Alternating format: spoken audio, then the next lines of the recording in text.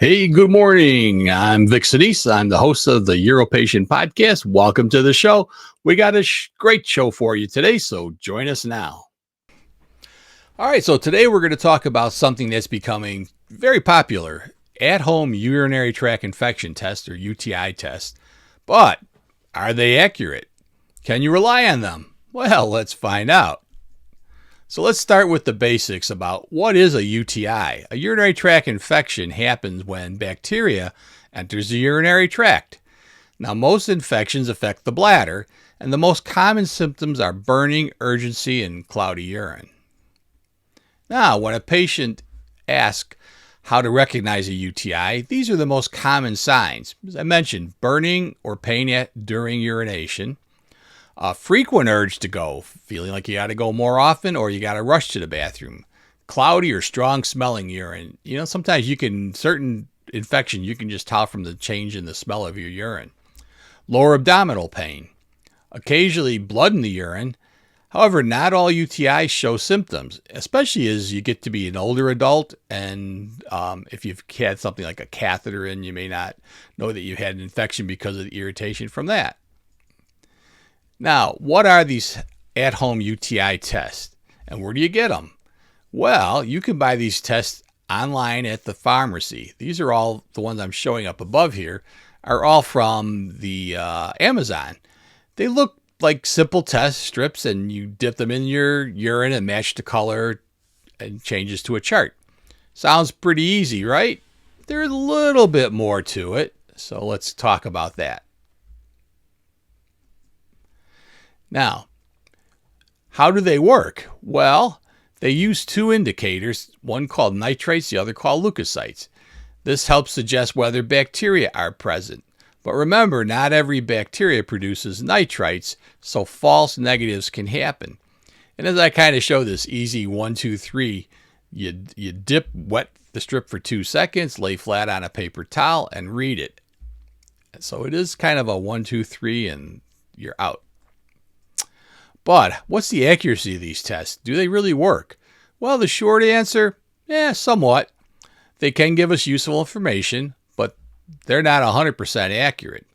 A negative test doesn't always mean you're infection-free. Actually, it detects the presence of nitrites, as I mentioned, which are produced by certain bacteria. Not all bacteria produce nitrites because it's breaking down a chemical in the urine that causes these nitrites. They're normally not present without that. And then leukocytes, well, that's the fancy name for white blood cells. White blood cells are how we break down or treat infections. So those are the things that are going in there and trying to gobble up those bacteria for you. So when you have an infection, typically you'll have more white cells present.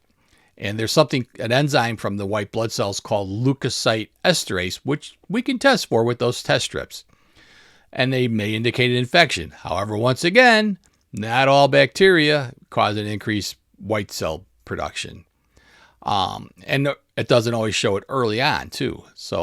But when used correctly, some kits show about an 80 to 90% correlation with clinical lab results. But there are false negatives and positives that can occur.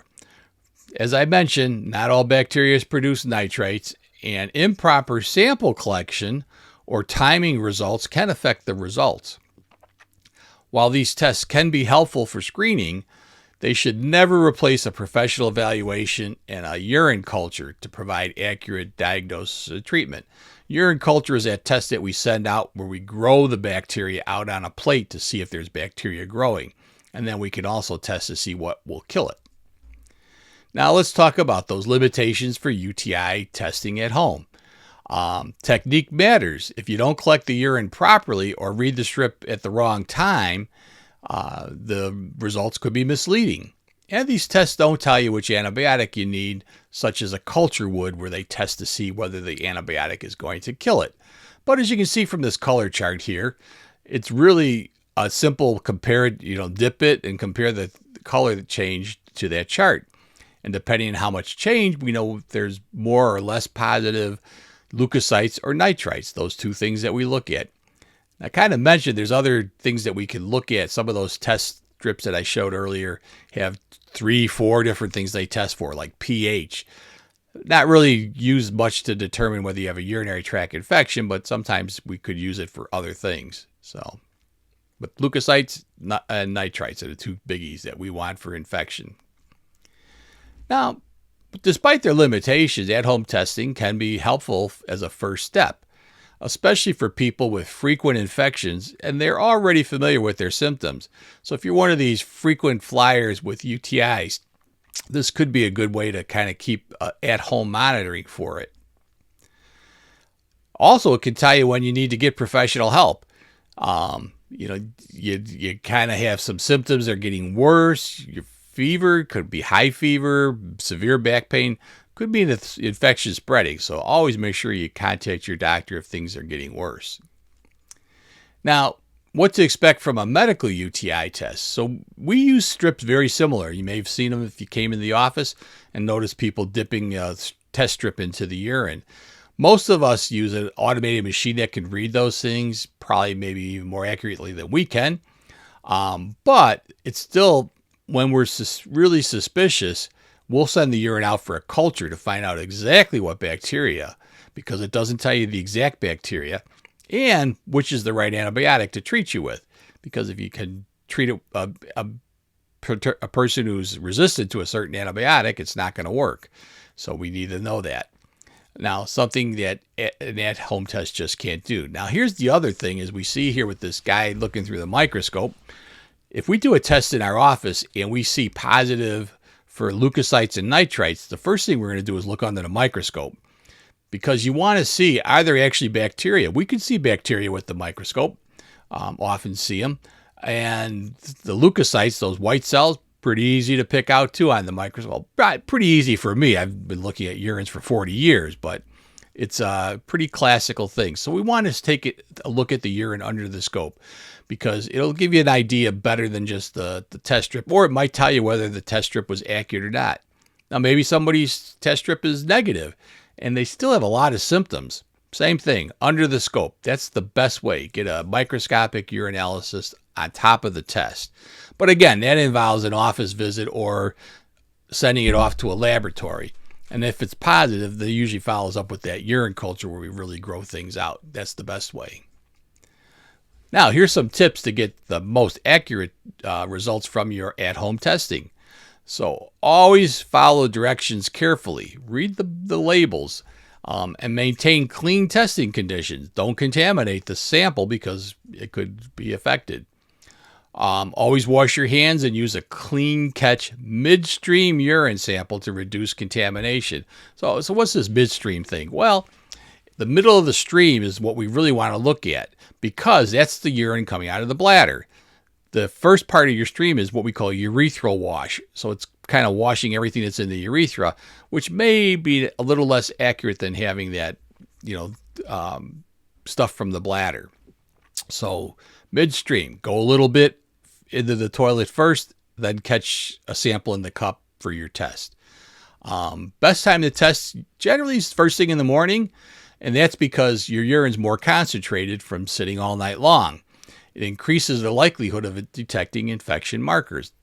More leukocytes and nitrites in the urine, the easier it is to find it on that test strip. Now, be sure to read the color changes accurately, and within the exact time window it tells you to check those out. Because if you wait too long or read it too early or bad lighting and you can't really see what you're doing, all going to affect the results. Now, here's another tip. Make sure you store them properly, because this test strips got to be stored in a cool, dry place. A lot of moisture will affect the strips and they'll get inaccurate and start changing colors because of that. And they do expire. They don't last forever. Look at the label and make sure that it's still good. Finally, record your results and share that with your healthcare provider. They'll let you know whether they think you need to go on to have more testing or send off for culture or start treatment. So the best thing you can do is try to not get an infection, and there are ways to prevent future urinary tract infections. It usually involves simple daily habits to keep your urinary system healthy and reduce bacterial growth. Stay well hydrated, drinking water. We used to tell patients if you drank enough water, you can usually flush an infection away too. So drink water, plenty of water to flush that bacteria from your bladder. And try to urinate regularly rather than holding it in. So try not to go for long periods of time holding your urine. For you females, if you're when you wipe from front to back after using the bathroom to prevent bacteria from spreading from the rectal area to the urethra if you went from back to front. So for sexually active individuals, urinating after intercourse can help clear bacteria that could be introduced during sexual activity. So you should always urinate afterwards. Avoid harsh soaps, douches, scented hygiene products, because those chemicals can irritate the urethra and simulate what urinary tract infection feels like. And really, it's just a chemical irritation.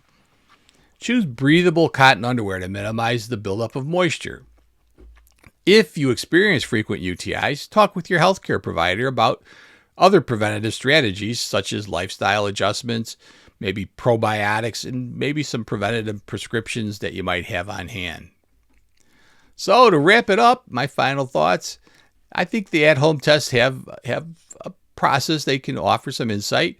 Done properly, they help. But don't self-treat based on those. Make sure you consult with your physician to be sure you're on the proper treatment regimen. And remember, they're tools. They're not a substitute for clinical care. So hopefully you found this helpful, and we'll look forward to seeing you next week for more great information on UroPatient.com.